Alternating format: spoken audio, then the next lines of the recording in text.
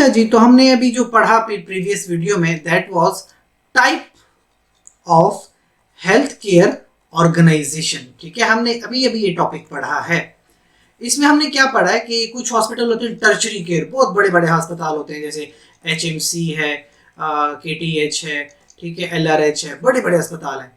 कुछ हमने देखे हैं कि डिफरेंट अस्पताल होते हैं, जैसे कि RMI वगैरह हो गया, वो आपके पास प्राइवेट ऑर्गेनाइजेशंस हैं, ये गवर्नमेंट के हैं, ये प्राइवेट के। कुछ देखें छोटे छोटे क्लिनिक्स होते हैं, ठीक है, छोटा क्लिनिक है किसी डॉक्टर का, जैसे आप कहते हैं डॉक्टर हाजी गफूर क्लिनिक। ये इस तरह से आप ये डबगरी गार्डन्स चले जाएं, डबगरी गार्डन में डॉक्टर्स के बहुत सारे क्लिनिक बने हुए हैं।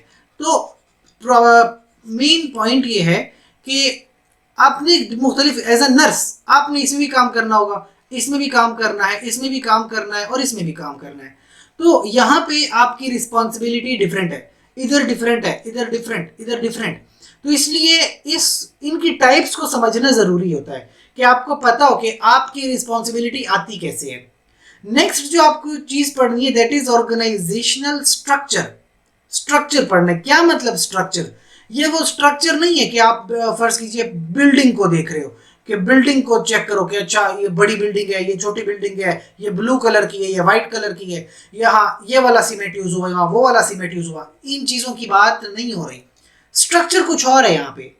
स्ट्रक्चर यहाँ पे कि इस हॉस्पिटल के अंदर का निजाम क्या है, अंदर का सिस्टम कैसा है। ठीक है, इस हॉस्पिटल का सिस्टम कैसा है, इसका कैसा है, इस हॉस्पिटल का सिस्टम कैसा है, यहाँ पे सिस्टम्स कैसे होते हैं, क्लिनिक्स में कैसे होता है। जाहिर सी बात है यहाँ का सिस्टम अलग है, इधर का अलग होगा, इधर अलग है, इधर अलग है। जो बड़े बड़े हॉस्पिटल्स होते हैं वहाँ पे डिफरेंट हायरार्कीज बनी होती हैं, यहाँ पे एक डिफरेंट हायरार्किकल सिस्टम होगा, इधर का सिस्टम बिल्कुल डिफरेंट होगा। ठीक है, यहाँ पे फर्ज कीजिए हॉस्पिटल डायरेक्टर अलग है, MS ऑफ द हॉस्पिटल अलग है, फिर हर एक डिपार्टमेंट के HODs अलग होते हैं वगैरह वगैरह ना। जबकि यहाँ का सिस्टम डिफरेंट होगा, इधर जो है हो सकता है मुख्तलिफ पोजीशंस ऑफर की जाएं, डिफरेंट होगा।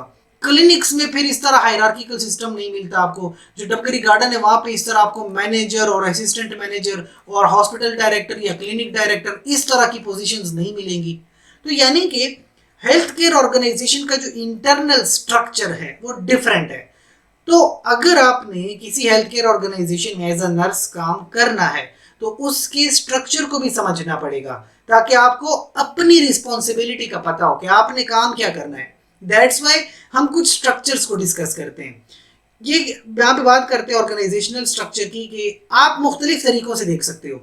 एक होता है फॉर्मल स्ट्रक्चर, एक होता है इनफॉर्मल स्ट्रक्चर। ठीक है, इन दो चीजों को समझते हैं कि ये फॉर्मल और इनफॉर्मल में क्या डिफरेंस है। पहली बात तो ये फॉर्मल क्या होता है। फॉर्मल जो बिल्कुल ऑफिशियल होता है, जिस तरह बिल्कुल ऑफिशियल सिस्टम चलता है, बहुत ज्यादा हायरार्किकल की, एक मैनेजर है, उसके नीचे असिस्टेंट मैनेजर, उसके नीचे लाइन मैनेजर, और बहुत तरतीब से सिस्टम चले, बहुत ही जैसे गवर्नमेंटल सिस्टम कहते हैं चलता है, एक निज़ाम चल रहा है कि एक सीनियर है, एक जूनियर है, तो सीनियर ऑर्डर्स देता है, जूनियर फॉलो करता है, बड़ा फॉर्मल सिस्टम है। एक होता है इनफॉर्मल जिसमें कोई खास निज़ाम नहीं चलता, जो कि स्पेसिफिकली यूँ समझिए कि फ्रेंडशिप पे चल रहा होता है।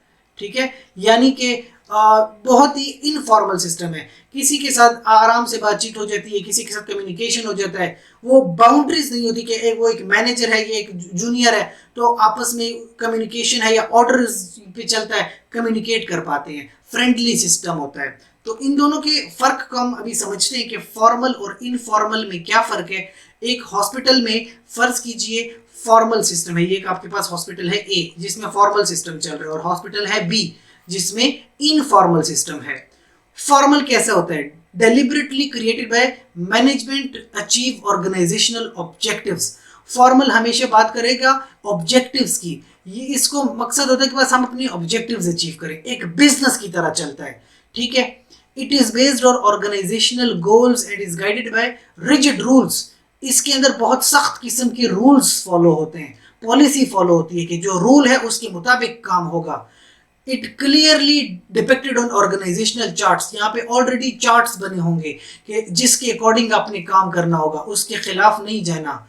रिजिड एंड इनफ्लेक्सिबल, और इनके जो रूल्स हैं, इनकी जो पॉलिसी है उसमें चेंजेस नहीं होंगी, जो पॉलिसी है उसको सेम फॉलो किया जाएगा, फ्लेक्सिबिलिटी नहीं दिखाई जाएगी। ब्यूरोक्रेसी होगी, यानी हायरार्किकल सिस्टम होगा कि हॉस्पिटल डायरेक्टर सबसे बड़ा है, फिर एमएस है, एचओडीज हैं, फिर उसके बाद वार्ड मैनेजर्स हैं, फिर हो सकता है कि इसमें असिस्टेंट मैनेजर्स होंगे या टीम लीडर्स होंगे। इस तरीके से बहुत बहुत हायरार्किकल सिस्टम, फॉर्मल सिस्टम चलेगा। जबकि दूसरा होता है इनफॉर्मल सिस्टम। इनफॉर्मल सिस्टम कैसा होता है, ये हॉस्पिटल भी देख लें। इंटरेक्शंस एंड ह्यूमन रिलेशंस, ये ज्यादातर ह्यूमन रिलेशंस को देखते हैं कि इंसानों का आपस में ताल्लुक कैसा है, ह्यूमन रिलेशंस देखते हैं। Emerge spontaneously due to psychological and social forces, यानी इंसानों की साइकोलॉजिकल को देखा जाता है, एक दूसरे के साथ दिमाग मिल रहे होते हैं। सोशल फोर्सेस, एक दूसरे का बड़ी एक सोशल कनेक्शन होता है, बड़ा दोस्ताना माहौल होता है। Arise on basis of friendship, यहाँ बड़ा फ्रेंडशिप माहौल चलता है, कॉमन इंटरेस्ट होते हैं लोगों के। टिपिकली नॉट डिपिक्टेड, अच्छा ये अब ये चीजें जो है ना, ये ऑर्गेनाइजेशनल चार्ट्स पे डिफाइन नहीं होती। ये तो आपकी दोस्ती है, फर्ज कीजिए आपकी एज अ नर्स आपकी किसी डॉक्टर के साथ दोस्ती है, आप डॉक्टर से अपनी ड्यूटीज चेंज वगैरह करवाते हो। एज अ नर्स आपकी अपनी सीनियर नर्सिंग वाले से दोस्ती है, तो आप उसके मुताबिक अपनी ड्यूटीज अरेंज करवा लेते हो, या आप उसके साथ मशवरा करके रोस्टर बनाते हो या ड्यूटीज असाइन करते हो। इस तरीके से अब ये चीजें किसी चार्ट पे नहीं लिखी होती, ये तो आपस की अंडरस्टैंडिंग है। आपको एक हॉस्पिटल में कुछ जगहों पे फॉर्मल सिस्टम मिलेगा और वहां वहीं पे बीच बीच में आपस में लोगों में इनफॉर्मल भी मिलता है। कुछ चीजें फॉर्मल चलती हैं, कुछ इनफॉर्मल चलती हैं। ज्यादातर जो पेशेंट को डील करते हैं, पेशेंट वाला जो डीलिंग होती है, पेशेंट डीलिंग, वो ज्यादातर फॉर्मल सिस्टम होती है। और आपस की जो इंटरेक्शंस हैं वो ज्यादातर इनफॉर्मल होती हैं। ठीक है, तो एक हॉस्पिटल में फॉर्मल भी दिखेगा, नॉन फॉर्मल भी, इनफॉर्मल भी दिखेगा। अच्छा, फ्लेक्सिबल होता है, फॉस्टर क्रिएटिविटी और फ्लेक्सिबिलिटी आती है। इसमें एक छोटी सी प्रॉब्लम है, इसमें कभी कभी कंफ्यूजन हो जाती हैं, lack of clarity in terms of reporting. Report करने में कभी कभी कंफ्यूजन हो जाती हैं। फर्ज कीजिए कि आपने दोस्ताना माहौल में कभी किसी की ड्यूटी चेंज कर दी, लेकिन वो टाइम पे रिपोर्ट नहीं कर सका क्योंकि वो स्ट्रिक्ट रूल्स नहीं है ना, तो आप थोड़े रिलैक्स हो जाते हो। कभी कम्युनिकेशन में कभी कभी इस तरह एक डिसएडवांटेज आ जाता है कि वो रिपोर्ट करने में प्रॉब्लम हो जाती है, वो रूल्स को ना फॉलो करते हुए कभी कोई प्रॉब्लम्स आ सकती हैं इनफॉर्मल में। तो ये चीज थी। एक होती है टाइप्स ऑफ ऑर्गेनाइजेशन कल्चर। देखिए इससे एक कल्चर बनता है ना। कल्चर्स तो आपको मैंने पहले ही बताया था कि कल्चर क्या होता है। कल्चर में पहले ही बताया था कि कल्चर आपके पास बिलीफ होते हैं, लोगों के बिलीफ्स होते हैं, लोगों का ट्रस्ट होता है, लोगों के नॉर्म्स होते हैं कि वो किस तरह से काम करते हैं, इस ये कल्चर बनाते हैं हमारा। तो एक होता है क्लैन कल्चर। क्लैन का मतलब क्या होता है? क्लैन का मतलब होता है ग्रुप। क्लैन का मतलब होता है टीम वर्क। कि अक्सर ऑर्गेनाइजेशन में क्लैन कल्चर होता है, टीम्स बन जाती हैं, एक टीम, दूसरी टीम, तीसरी टीम, और टीम वर्क चलता है और वो टीम्स आपस में कोलैबोरेट करते हैं, एक दूसरे के साथ मिल के काम करते हैं। एक होता है एडहोक्रेसी। एडहोक्रेसी बड़ा डिफरेंट किस्म का वर्ड है।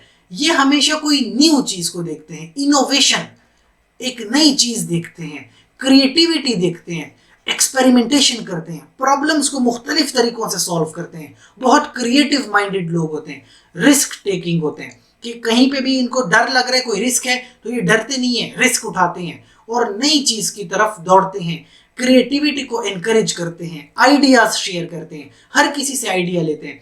हो सकता है कि एक बड़े डॉक्टर के पास कोई प्रॉब्लम सॉल्व करने का आइडिया ना हो और एक छोटा सा नर्स उसको आइडिया दे दे, बिल्कुल जूनियर नर्स है लेकिन उसके पास क्रिएटिव आइडिया है, वो आइडिया शेयर करे और उसके आइडिया पे काम हो जाए।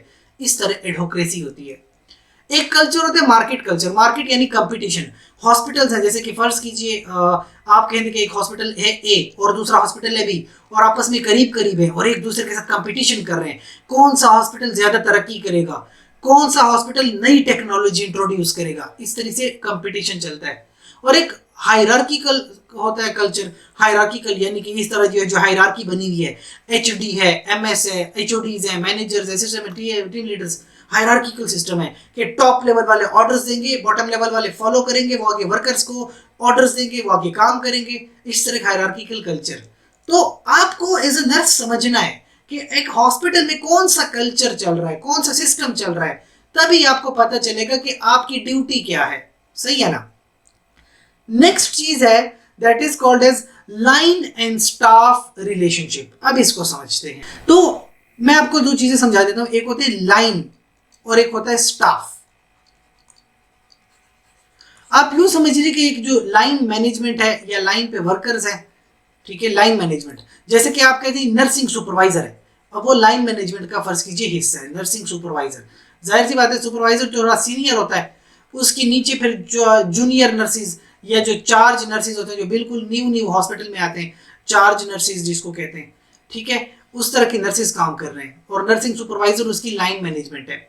और स्टाफ मैनेजमेंट क्या है, वो जो आईटी वाले होते हैं वो स्टाफ मैनेजमेंट है, जो एचआर वाले होते हैं वो स्टाफ मैनेजमेंट है, जो मेंटेनेंस होती है, सपोर्ट स्टाफ होता है, ये सारे के स्टाफ मैनेजमेंट है।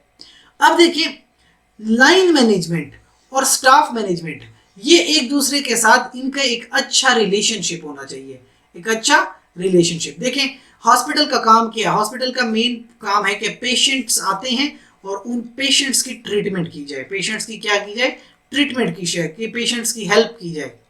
तो अब नर्सिंग सुपरवाइजर्स जो हैं, नर्सिंग सुपरवाइजर इनको ड्यूटीज देंगे कि ये इन पेशेंट्स की देखभाल करें, हर एक नर्स को अलग तरह की ड्यूटी दी जाएगी। और साथ में ये जो सपोर्ट स्टाफ है, आईटी वाले, एचआर वाले, ये सपोर्ट स्टाफ, ये इनकी हेल्प करते हैं, ये इनकी एडवाइस के लिए होते हैं, ये इनकी सपोर्ट के लिए होते हैं, ये सपोर्ट करते हैं। तो लाइन मैनेजमेंट और स्टाफ, इनके बिटवीन एक अच्छा रिलेशनशिप होना चाहिए, ठीक है। This relationship within an organisation attains the organisational objective. इस ऑब्जेक्टिव को अचीव करने के लिए ये दोनों आपस में कोलैबोरेट करें, ठीक है, फंक्शन एक साथ मिल के करें, साथ मिल के एक दूसरे की हेल्प करें। लाइन रिलेशनशिप, ये जो आपके पास है मैनेजमेंट, इसकी रिस्पॉन्सिबिलिटी है directly involve in the primary activity. ये आपकी प्राइमरी, अस्पताल की प्राइमरी एक्टिविटी क्या है, पेशेंट की देखभाल करना। लाइन वालों का डायरेक्ट काम होता है पेशेंट के साथ। अथॉरिटी होती है, line positions have authority to make decisions, patient के हवाले से डायरेक्ट डिसीजंस लेने वाले लोग हैं ये डायरेक्ट ऑर्डर्स देते हैं और उनके मुताबिक काम होता है। इनका डायरेक्ट इंपैक्ट है, इनके डिसीजंस डायरेक्ट असर अंदाज होते हैं और सक्सेस भी हो सकते हैं, फेलियर इन्हीं की जिम्मेदारी है। पेशेंट ठीक हो गया, पेशेंट मर गया, जिम्मेदारी लाइन मैनेजमेंट की है, ठीक है। अच्छा, लाइन के अंदर पोजीशंस होती हैं, jobs directly involve in the core activities, जो ऑर्गेनाइजेशन की कोर एक्टिविटी है ये पेशेंट की, डायरेक्टली किसके अंडर आती है, लाइन मैनेजमेंट के। People in the line position are responsible for achieving the organisational goals. Organisation का जो गोल है पेशेंट को ट्रीट करना, डायरेक्टली लाइन मैनेजमेंट में आता है। फॉर एग्जाम्पल हॉस्पिटल की बात हो रही है, जैसे नर्सिंग सुपरवाइजर का ताल्लुक ही नर्सिंग पेशेंट से है कि किस वार्ड में कितने पेशेंट होंगे, किस बेड पे कौन सा पेशेंट होगा, ये सारा काम देखना ना। और एक एग्जांपल दी है फैक्ट्री की, line position would include workers in, जो वर्कर होते हैं फैक्ट्री में काम करते हैं। अच्छा, स्टाफ पे आते हैं। स्टाफ का रिलेशनशिप क्या है, स्टाफ होते हैं सपोर्ट स्टाफ, ठीक है, provide specialised support and advice. फर्ज कीजिए नर्सिंग सुपरवाइजर को कहीं पे नर्सिस की रिक्वायरमेंट है, ठीक है, नर्सिस कम पड़ गई है, उसको ज्यादा नर्सिस की रिक्वायरमेंट है, तो वो फौरन जो है फर्ज कीजिए एचआर वालों को कहता है कि ज्यादातर नर्सिस हमारी तरफ भेज दो। तो फर्ज कीजिए इस तरह का कोई सिस्टम है, तो वो नर्सिस को ज्यादातर इधर अपॉइंट कर देगा, इधर जो है एलोकेट कर देगा और नर्सिस की रिक्वायरमेंट पूरी हो जाएगी। तो इस तरह से सपोर्ट स्टाफ होता है ये। एडवाइजरी रोल भी लिए जाते हैं, individual in the staff position. इनका जो है पेशेंट से, हॉस्पिटल का मेन गोल क्या है, पेशेंट है, तो इन सपोर्ट स्टाफ वालों का ना डायरेक्ट कांटेक्ट पेशेंट के साथ नहीं आता, इनका कोई डायरेक्ट कांटेक्ट नहीं है कि क्या रिस्पॉन्सिबिलिटी है, main goal of the hospital क्या है, ठीक है, ये तो सिर्फ एम्प्लॉय के साथ कोऑपरेट करते हैं। असिस्टेंस देते हैं, एनहांस ऑपरेशंस, जो हॉस्पिटल में काम चल रहा है ना, बस उस काम को चलाते हैं, पेशेंट के साथ कोई ताल्लुक नहीं होता। इनका एक इनडायरेक्ट इम्पैक्ट होता है, डायरेक्टली ये पेशेंट को या मेन गोल्स को इम्पैक्ट नहीं करते, इनडायरेक्टली कंट्रीब्यूट करते हैं ऑर्गेनाइजेशन की सक्सेस में, इनडायरेक्टली। यानी पहले ये इस मैनेजमेंट, लाइन मैनेजमेंट को देखें और फिर उसके थ्रू ऑर्गेनाइजेशन चलती है, तो ये इनडायरेक्ट है, डायरेक्ट नहीं है। फिर है staff position, these are roles that support and advice the line position. यानी स्टाफ का काम है कि लाइन वालों को सपोर्ट करना और प्रोवाइड स्पेशलाइज्ड सर्विसेज, असिस्टेंस देते हैं और टू द लाइन मैनेजर्स, उनको एडवाइस देते हैं, ठीक है, जैसे एचआर डिपार्टमेंट एडवाइस दे सकता है, आईटी डिपार्टमेंट से हेल्प ली जा सकती है। तो इस तरह एक हॉस्पिटल में स्टाफ पोजीशंस और जो लाइन मैनेजमेंट है उनके बिटवीन ताल्लुक बेहतर होना चाहिए, और एज अ नर्स आपको समझना है इस बात को कि किस लेवल पे ये ताल्लुक कायम है, ताकि अपनी ड्यूटीज आप बेहतरीन कर सकें। मैनेजमेंट का जब आपने कोर्स पढ़ रहे हो ना, तो अपने आप को एक नर्सिंग मैनेजर समझो, नर्सिंग डायरेक्टर समझो। आप चार्ज नर्स नहीं हो, आप एक नर्सिंग मैनेजर हो, नर्सिंग डायरेक्टर हो। मैनेजमेंट ही करनी है तो बड़े लेवल से सोचना पड़ेगा आपको कि स्टाफ के साथ आपका ताल्लुक किस तरह होगा, कैसे कायम करोगे।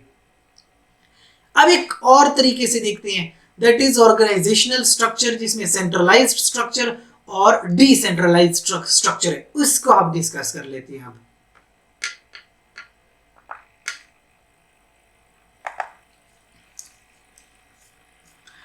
अच्छा जी, सेंट्रलाइज्ड और डिसेंट्रलाइज्ड स्ट्रक्चर में बहुत ही सादा सा फर्क है। फर्ज कीजिए एक हॉस्पिटल है, ये एक हॉस्पिटल है बड़ा सा, इस हॉस्पिटल के अंदर एक बड़े बड़े से मैनेजमेंट है। फर्ज कीजिए एक है हॉस्पिटल का हॉस्पिटल डायरेक्टर और एक है हॉस्पिटल का एमएस, ठीक है, ये बड़ी बड़ी पोजीशंस हैं। और इसके अलावा डिफरेंट डिपार्टमेंट्स हैं जो अपना अपना काम करें, जैसे कि इमरजेंसी डिपार्टमेंट है, कार्डियोलॉजी डिपार्टमेंट है, पीडियाट्रिक्स डिपार्टमेंट है, सर्जिकल डिपार्टमेंट है, गायनी डिपार्टमेंट है, और फिर उसके बाद कुछ उसके अंदर वर्कर्स और एम्प्लॉयज हैं, जय लाइक नर्सेज वगैरह। अच्छा, सेंट्रलाइज्ड स्ट्रक्चर क्या होता है? ये डिपेंड करता है डिसीजन मेकिंग पे कि फैसला कौन लेगा, पावर किसके हाथ में है। ये होता है बेसिकली डिवाइड करता है कि कौन सा सेंट्रलाइज्ड है, कौन सा डिसेंट्रलाइज्ड है। अगर तो सारी डिसीजंस और सारी पावर इन लोगों के हाथ में है, एचडी और एमएस के हाथ में है, सारी डिसीजंस और सारे पावर ये लेते हैं, तो फिर ये हो गया सेंट्रलाइज्ड सिस्टम। यानी तमाम पावर्स, तमाम अथॉरिटी बिल्कुल एक सेंटर में है, सेंटर में बस ये दो लोग बैठे हुए हैं। फर्ज कीजिए एक हॉस्पिटल है, वो थोड़ा डिफरेंट है, वहां पे एचडी भी है, वहां पे एमएस भी है, हर डिपार्टमेंट के एचओडीज भी मौजूद हैं, ठीक है।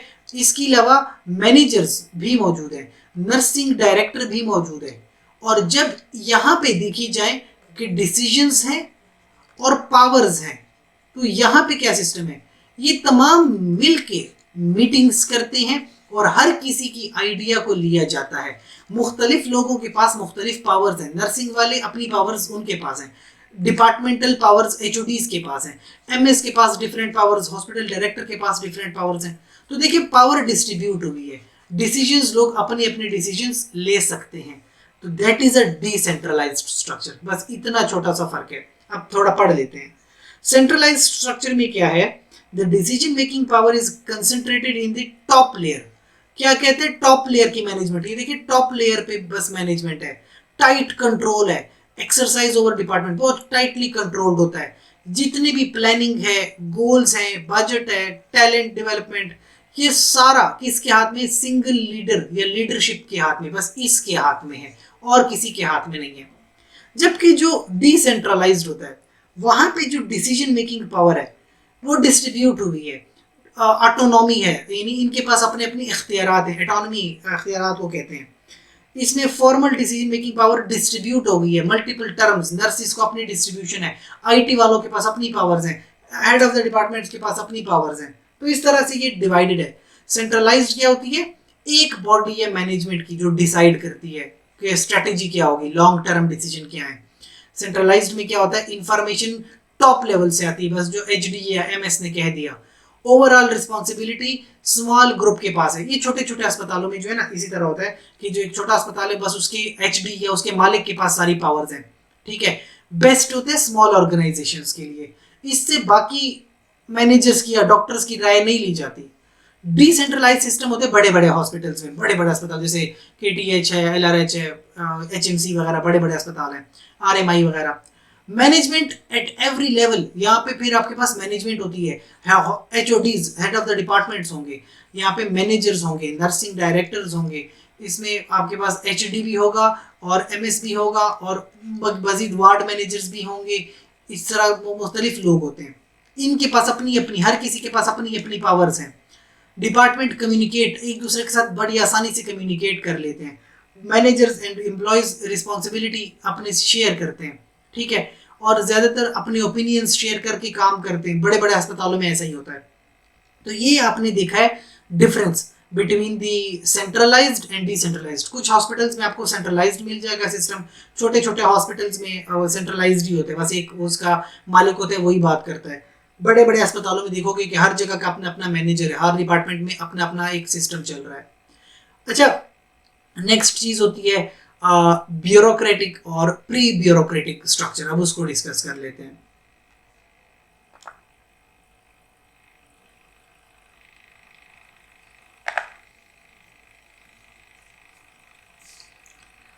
आ जाते हैं अब प्री ब्यूरोक्रेटिक स्ट्रक्चर पे।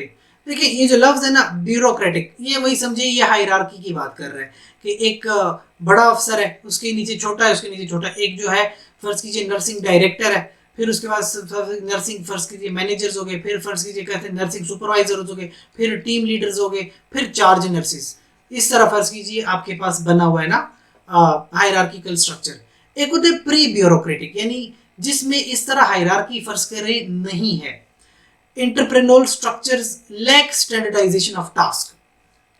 जो प्री ब्यूरोक्रेटिक होता है ना जिसमें इस तरह हायरार्की नहीं होती, उसमें जो टास्क हैं, टास्क इस तरह डिवाइडेड नहीं होते, यानी टास्क की स्टैंडर्डाइजेशन नहीं होती कि इसका अपना टास्क है, इसका अपना टास्क है, इसका अपना टास्क है, ये सिस्टम डेवलप नहीं होता प्री ब्यूरोक्रेटिक में।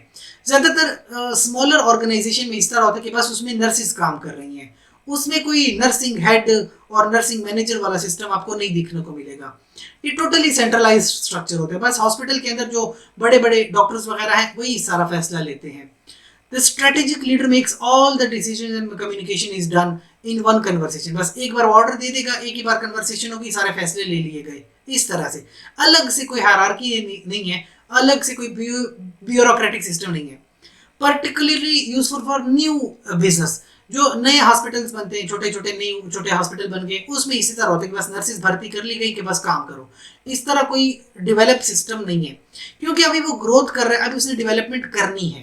ठीक है, अब एक दूसरा होता है जो डेवलप्ड होता है, यानी ब्यूरोक्रेटिक स्ट्रक्चर होता है जिसके अंदर इस तरीके से अलग ब्यूरोक्रेसी है, एक हायरार्की बनी हुई है, हर किसी के अपने अपने जो है काम है, बड़ा स्टैंडर्डाइज्ड सिस्टम है, यानी इसकी अपनी रिस्पॉन्सिबिलिटी, अपनी पावर, इसकी अपनी पावर, इसकी अपनी पावर, तो बहुत स्टैंडर्डाइज्ड काम चलता है।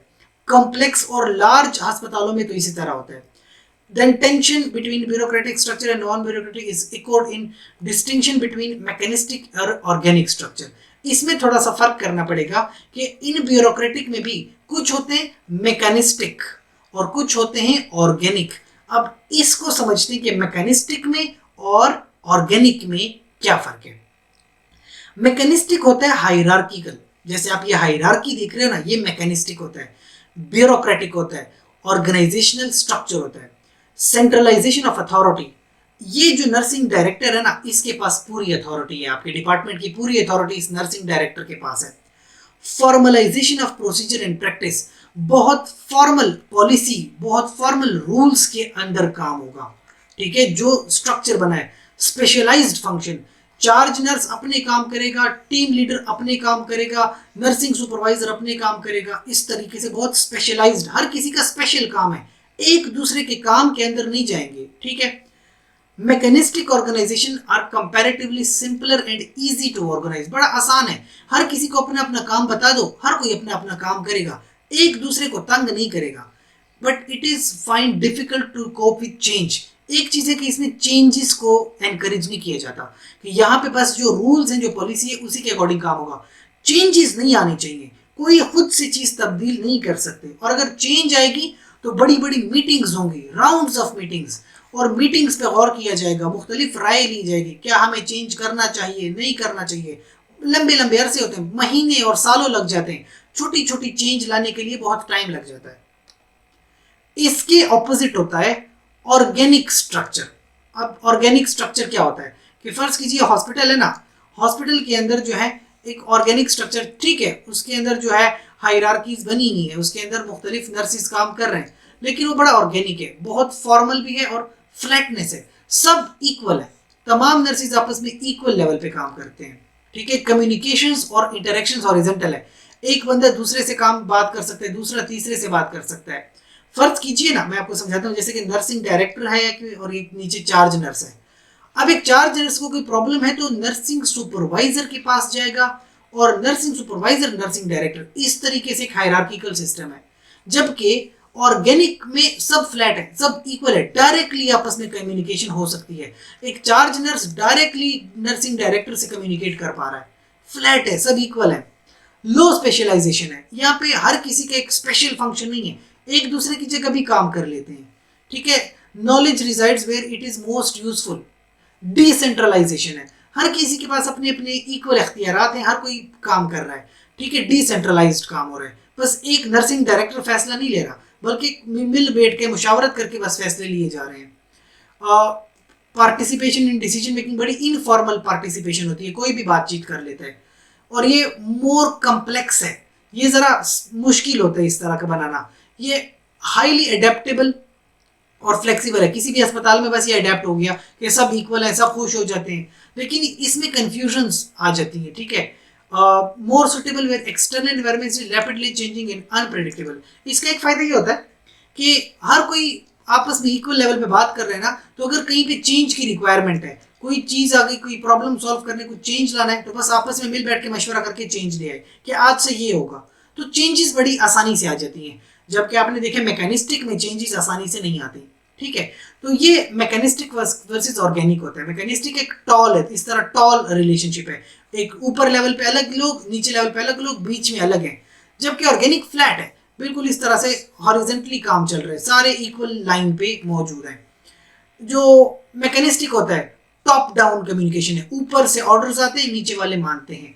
जबकि ऑर्गेनिक लेटरल है, साइड टू साइड है, सारे इक्वल बात कर रहे हैं, एक लेवल पे कर रहे हैं, सबका लेवल एक ही है। अच्छा, जो मैकेनिस्टिक है ग्रेटर यूज ऑफ स्टैंडर्डाइज, बड़ा स्टैंडर्ड काम चलता है, हर किसी का अपने एक स्पेशल फंक्शंस होते हैं ना, और हर किसी को अपने टास्क क्लियर है कि मैंने ये काम करना है, ये मेरी ड्यूटीज है, ये मेरे रोल्स हैं। जबकि ऑर्गेनिक देख लो तो इसमें एक तो कम्युनिकेशन सब में इक्वल लेवल पे कम्युनिकेशन हो रही है, म्यूचुअल एडजस्टमेंट है, फेस टू फेस बात हो जाती है किसी से भी।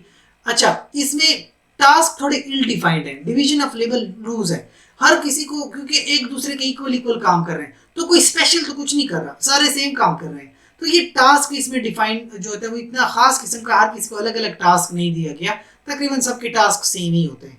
तो ये आपने देखा है कि एक होता है ब्यूरोक्रेटिक निज़ाम, एक होता है नॉन ब्यूरोक्रेटिक निज़ाम। तो इस तरह आपने देखा। फिर ब्यूरोक्रेटिक में भी ऑर्गेनिक भी होते हैं और जो है मैकेनिस्टिक भी होते हैं। तो ये आपने इस लेवल पे इस चीज़ को देखा है। अब एक इसी ऑर्गेनाइजेशन के स्ट्रक्चर को थोड़े डिफरेंट लेवल से देख सकते हैं हम। अच्छा, अब एक और चीज़ मैं आपको बताऊं कि फर्ज कीजिए एक ऑर्गेनाइजेशन है और उसका स्ट्रक्चर है। ऑर्गेनाइजेशन का स्ट्रक्चर हम एक और रू से देख सकते हैं कि ऑर्गेनाइजेशन के स्ट्रक्चर को हम 3 चीज़ों पे डिवाइड कर सकते हैं। फंक्शनल स्ट्रक्चर कि ऑर्गेनाइजेशन किस तरह से काम कर रहा है, फंक्शनल। एक होता है डिविजनल स्ट्रक्चर, ठीक है, डिविजनल स्ट्रक्चर, और एक होता है मैट्रिक्स स्ट्रक्चर।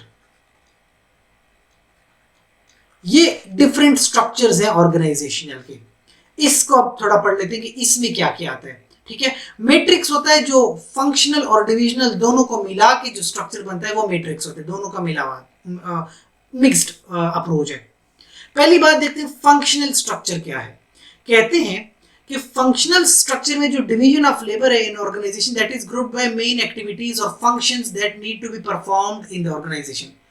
एक हॉस्पिटल को आपने स्ट्रक्चर बना दिया गया फंक्शनल के बेस पर, फंक्शंस के बेस पे कि उसके किस किस तरह का काम हो रहा है। ठीक है, अब क्लिनिकल डिपार्टमेंट्स हैं, हर किसी डिपार्टमेंट का अपना फंक्शन है। ठीक है, कि जैसे ये कार्डियोलॉजी डिपार्टमेंट अलग, इसका हार्ट से रिलेटेड है, surgical department, gynae department, function के बेस पे आपने ऑर्गेनाइजेशन को डिवाइड किया हुआ है। Each functional group within organisation is vertically integrated from bottom to top, और हर एक स्ट्रक्चर में जो है वो बॉटम टू टॉप ऑर्गेनाइजेशन की मैनेजमेंट है। कार्डियोलॉजी का एक एचओडी होगा, फिर कार्डियोलॉजी में एक सीनियर डॉक्टर होगा, फिर एक जूनियर डॉक्टर होगा, फिर इस तरह से जो है टीएमओज होंगे, इस तरह से हाउस ऑफिसर्स होंगे उससे नीचे। इस तरीके से एक फंक्शनल हायरार्की बनी हुई है। ठीक है, इसी तरह किसी ऑर्गेनाइजेशन में क्या होता है, एक वाइस प्रेसिडेंट होता है मार्केटिंग का, वो मार्केटिंग के पीपल को लीड कर रहा होता है। इस तरह कार्डियोलॉजी वाले जो है, इसका जो एचओडी है वो एक कार्डियोलॉजी को लीड कर रहा है। इसी तरह सिमिलरली सब में होता है। Employ within functional division of an organisation tend to perform specialised set of task. Cardiology वालों का टास्क स्पेशलाइज्ड अलग है, सर्जरी वालों का अलग टास्क, गायनी वालों का अलग टास्क, हर एक फंक्शन अलग, हर किसी का टास्क अलग है। जैसे कि अब हॉस्पिटल में आपको एक इंजीनियरिंग डिपार्टमेंट भी मिलता है, जो हॉस्पिटल की जो मशीन्स होती हैं उसको चलाने के लिए एक इंजीनियरिंग डिपार्टमेंट है, उनका ताल्लुक सिर्फ उन जितना भी स्टाफ है उसका बस इंजीनियरिंग से ताल्लुक है। ठीक है, ऑर्गेनाइजेशनल, इससे बड़ी एफिशिएंसी आती है, हर कोई अपने काम में माहिर होता है और बहुत तेजी से काम चल रहा होता है, लॉस ऑफ रिसोर्सेज नहीं होता, कंफ्यूजन्स नहीं होती, हर किसी को अपना काम पता है। ठीक है।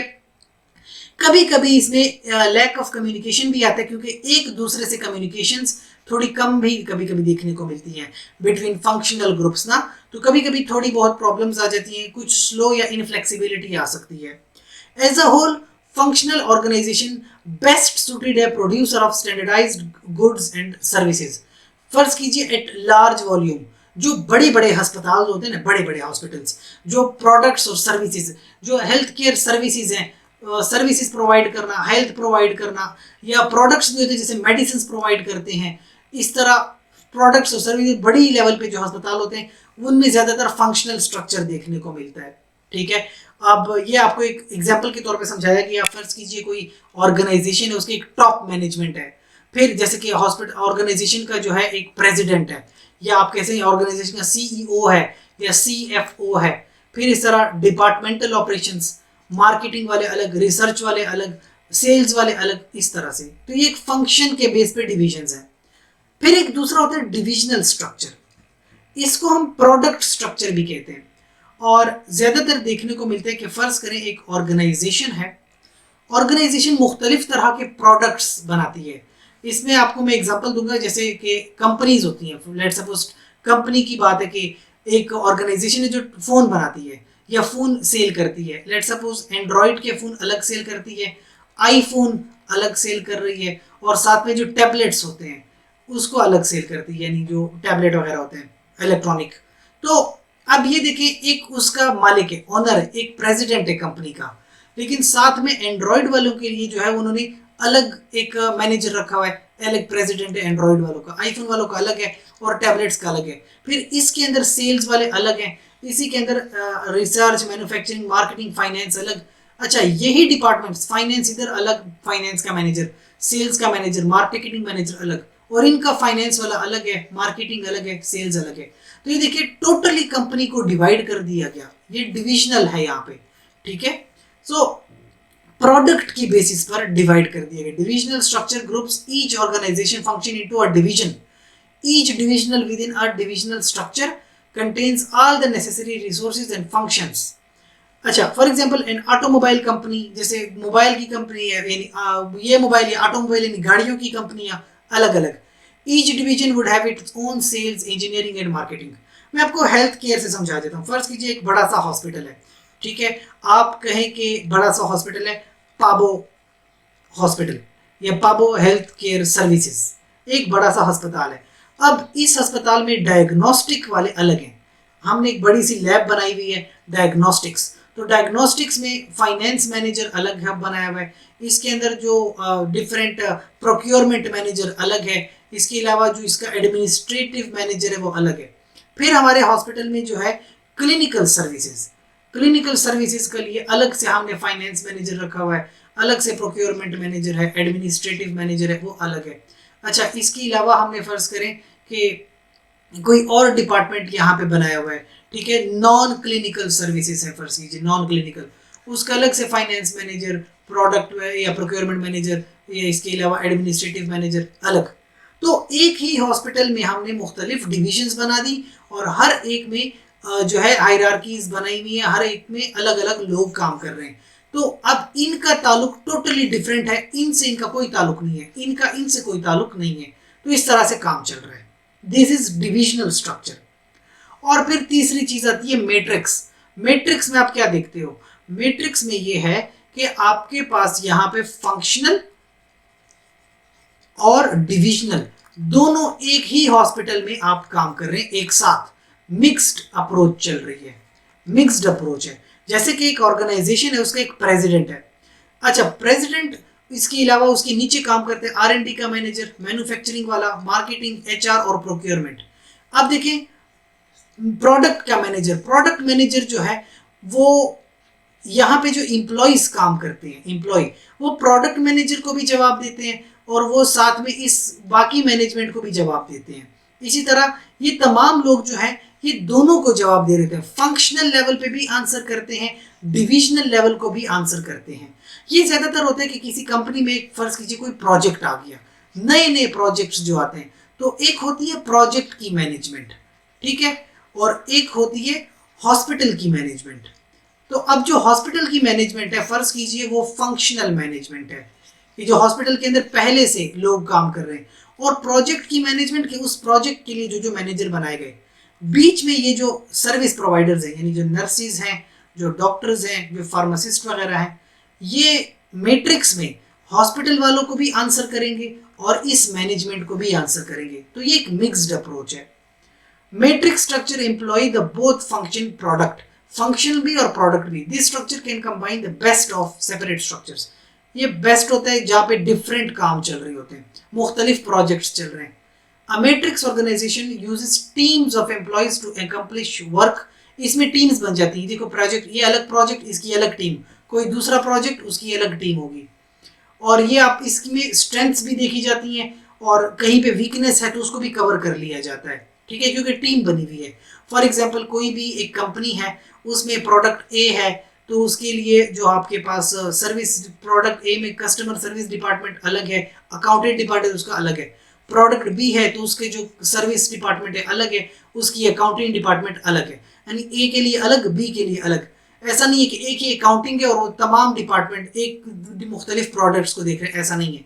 एक अकाउंटेंट डिपार्टमेंट एक ही प्रोडक्ट को देखेगा, दूसरे प्रोडक्ट के लिए दूसरा डिपार्टमेंट। अच्छा, इंपॉर्टेंस ऑफ ऑर्गेनाइजेशनल स्ट्रक्चर, वही बात कि आपने इस ऑर्गेनाइजेशनल के स्ट्रक्चर को समझना क्यों है, लेकिन आपके लिए क्या जरूरी है।